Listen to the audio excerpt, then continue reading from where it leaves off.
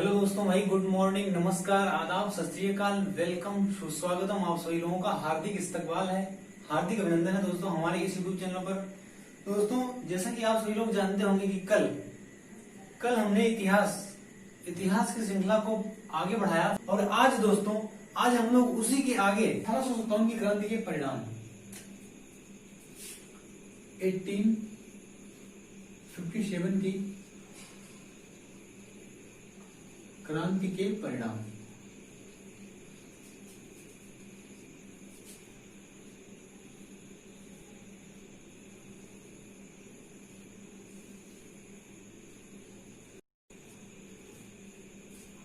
दोस्तों, हम लोग पढ़ेंगे कि 1857 की क्रांति के जो परिणाम थे दोस्तों, वो क्या क्या परिणाम हमारे देश में हुए थे। दोस्तों, 1857 की क्रांति के बाद कौन कौन से परिणाम हमारे देश में थे। दोस्तों, आप सभी लोगों को ये बात अच्छी तरह से पता होगी कि 1857 की क्रांति हमारे भारत में एक असफल क्रांति रही थी दोस्तों। हालांकि इस क्रांति से हमें बहुत कुछ सीखने को मिला था दोस्तों। इस क्रांति से हमें बहुत कुछ सीखने को मिला था दोस्तों। लेकिन दोस्तों, इस क्रांति के दोस्तों बहुत ही दूरगामी परिणाम है दोस्तों। आप सभी लोगों को ये बात पता होगा कि जब बहादुर शाह द्वितीय को लॉर्ड लेफ्टिनेंट हडसन के द्वारा पकड़ लिया गया था और उन्हें रंगून भेज दिया गया था और वहीं पर 1862 में यानी कि 1862 ईस्वी में उनकी मृत्यु हो गई थी। और उसके बाद दोस्तों उनके जितने भी उत्तराधिकारी थे उन सभी की लॉर्ड हडसन के द्वारा हत्या कर दी गई थी। दोस्तों, इस कहानी का सार ये निकलता है कि हमारे जितने भी मुगल बादशाह हुए थे उन सभी की हत्या कर दी गई थी और मुगल साम्राज्य का अंत कर दिया गया दोस्तों। और सेकंड जो सबसे इंपॉर्टेंट काम था दोस्तों, इसके सेकंड परिणाम था दोस्तों 1857 की क्रांति के। तो सब दूसरा परिणाम था महारानी विक्टोरिया का घोषणा पत्र दोस्तों। इसमें अगर हम लोग देखें तो पहला परिणाम था मुगल साम्राज्य का अंत।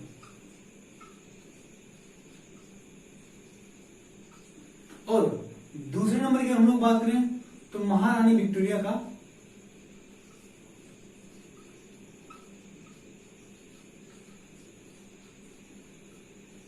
घोषणा पत्र। आप सभी लोगों को पता होगा दोस्तों, जब 1857 की क्रांति खत्म हुई थी दोस्तों, उसके बाद इस बात का जब पता महारानी यानी कि इंग्लैंड की महारानी को लगा दोस्तों, तो उन्होंने एक घोषणा पत्र जारी किया और कुछ हमारे कंपनी के लिए कुछ नियम बनाए और हमारे भारत पर शासन कैसे चलाया जाए उसके बारे में दोस्तों कुछ एक नियम बनाया था। तो दोस्तों, आप सभी लोगों को हमने ये भी बताया था कि हम ब्रिटिश ईस्ट इंडिया कंपनी को 3 पार्ट्स में बांटेंगे दोस्तों। अगर आप लोगों ने हमारा पहला वीडियो देखा होगा तो उसमें हम लोगों ने बताया था कि दोस्तों ये जो 1857 के बाद दोस्तों हम लोग पढ़ेंगे, 1857 की क्रांति के बाद हम लोग पढ़ेंगे ब्रिटिश क्राउन दोस्तों। इसी को हम लोग ब्रिटिश क्राउन यानी कि महारानी विक्टोरिया, भारत पर महारानी विक्टोरिया का शासन पढ़ेंगे। और यहीं से इस घोषणा पत्र के द्वारा ये जारी कर दिया जाएगा दोस्तों। इसमें इस घोषणा पत्र में निम्न बातें थी दोस्तों। आप सभी लोगों को बता दें कि इस समय हमारे भारत का जो वायसराय इस समय हमारे भारत का जो गवर्नर हुआ करता था यानी कि गवर्नर जनरल हुआ करता था, वो लॉर्ड कैनिंग हुआ करता था दोस्तों। इस घोषणा पत्र को लॉर्ड कैनिंग के द्वारा ही इलाहाबाद के मिंटो पार्क में पढ़ा गया था दोस्तों। यानी कि इस पत्र को 1 नवंबर 1858 को इलाहाबाद के मिंटो पार्क में पढ़ा गया था।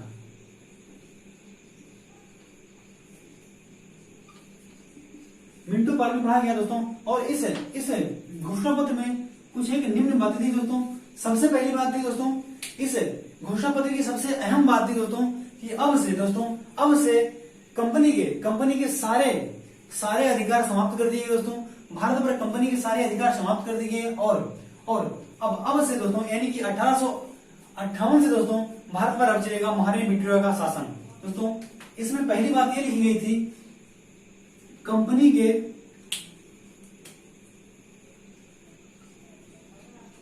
सारे अधिकार समाप्त कर दिए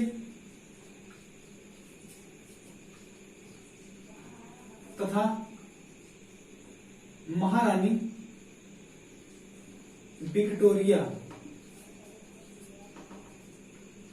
का शासन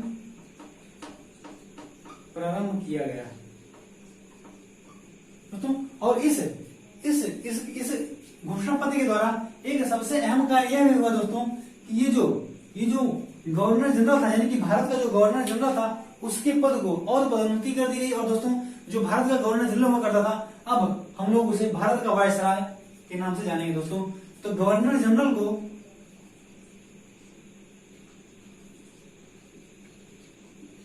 वायसराय के नाम से जाना जाएगा दोस्तों।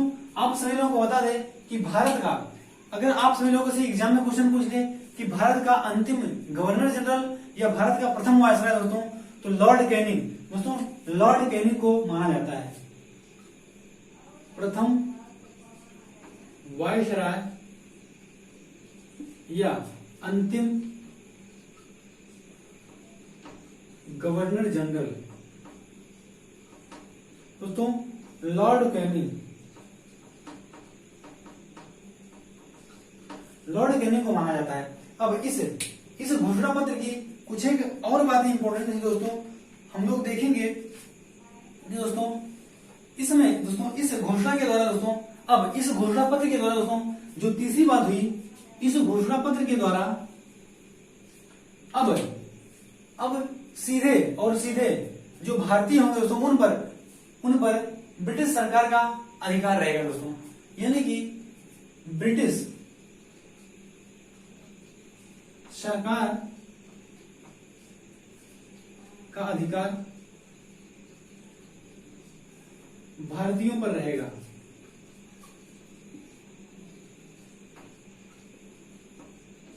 और अगर अगली बात हुई दोस्तों, अगली बात ये हुई दोस्तों कि अगर हम लोग चौथे नंबर की बात करें, तो चौथे नंबर पर ये सुधार हुए कि दोस्तों जितने भी हमारे भारत के जितने भी प्रांत दोस्तों, ब्रिटिश यानी कि लॉर्ड डलहौजी की हड़प नीति के तहत जितने भी प्रांत हमारे भारत के हड़पे गए थे, उन सभी प्रांतों को यथावत पूर्ववत रख दिया जाएगा, लौटा दिया जाएगा। भारत के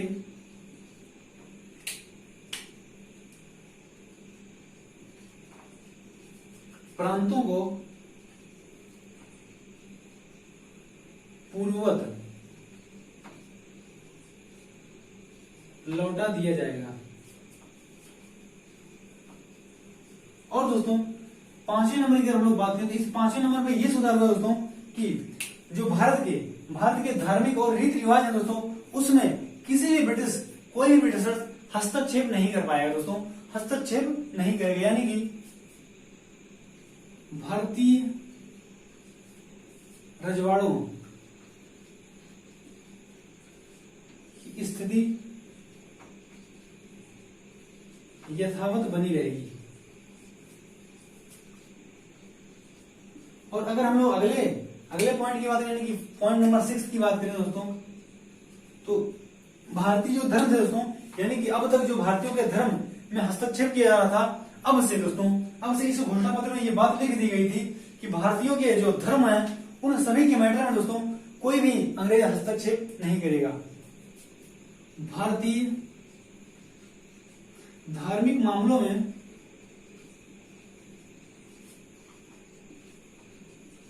कोई भी अंग्रेज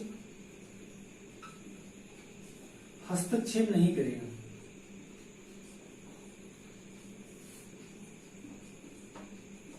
और अगर अगले नंबर की हम लोग बात करें तो सबसे इंपॉर्टेंट पॉइंट यही है दोस्तों कि हमारे जो भारत की सैनिक दोस्तों, भारत में जो ब्रिटिशर्स की सैनिक थी दोस्तों, आप सभी लोगों को पता होगा कि पहले भारतीय और अंग्रेजों की सैनिकों का जो रेशियो था दोस्तों 5:2 था दोस्तों, सॉरी 5:1 था। और उस रेशियो को घटाकर 2:1 कर दिया गया दोस्तों। यानी कि सैनिकों की, अगर 7वें नंबर की हम लोग बात करें, सैनिक अनुपात को 5:1 से घटाकर 2:1 कर दिया गया। और इनके स्थान पर दोस्तों, इनके स्थान पर जो हमारे सिख और गोरखा हुए थे उनकी नियुक्ति कर दी गई दोस्तों। क्योंकि आप सभी लोगों को पता होगा कि इससे पहले हमारे जो ब्रिटिश सैनिक थे दोस्तों, उसमें जो हमारे सैनिकों का रेशियो हुआ करता था वो 5:1 हुआ करता था। और इसमें टोटल यानी कि कुल मिला जुलाकर 2,40,000 यानी कि 2,40,000 भारतीय सैनिक हुआ करते थे। लेकिन दोस्तों उसके बाद ये पॉइंट घटाकर केवल 1,40,000 भारतीय सैनिक ही रखे गए थे। और अगर अगले पॉइंट की बात करें यानी कि 8वें नंबर की पॉइंट की बात करें तो 8वें नंबर के पॉइंट में दोस्तों इस भारत पर जो प्रशासन चलाने के लिए दोस्तों एक पद का गठन किया गया दोस्तों, एक पद का गठन किया गया और जिसे हम लोग राज्य सचिव यानी कि भारतीय राज्य सचिव के नाम से जानेंगे, यानी कि भारतीय राज्य सचिव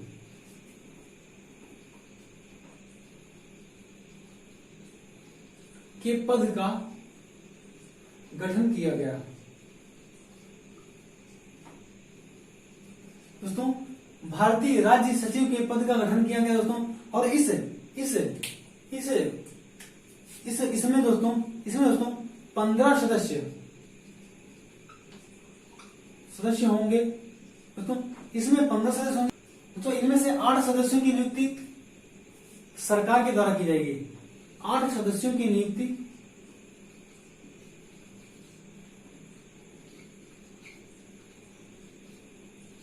सरकार करेगी और ये जो 7 सदस्य होंगे दोस्तों, ये जो 7 सदस्य होंगे, इन 7 सदस्यों की नियुक्ति दोस्तों कोर्ट ऑफ डायरेक्टर से की जाएगी दोस्तों। Court of director